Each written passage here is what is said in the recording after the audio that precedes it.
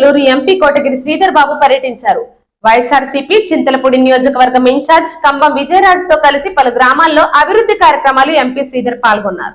కృష్ణంపాలెంలో MP నిధులు 13 లక్షలతో నిర్మించిన కమ్యూనిటీ హాల్ ను, శోభనాద్రిపురంలో 10 లక్షలతో నిర్మించిన 2 కల్వర్ట్లను, తిరుమలాపురంలో 40 లక్షలతో నిర్మించిన సచివాలయం భవనం, 20 లక్షలతో నిర్మించిన రైతు భరోసా కేంద్రాలను ప్రారంభించారు.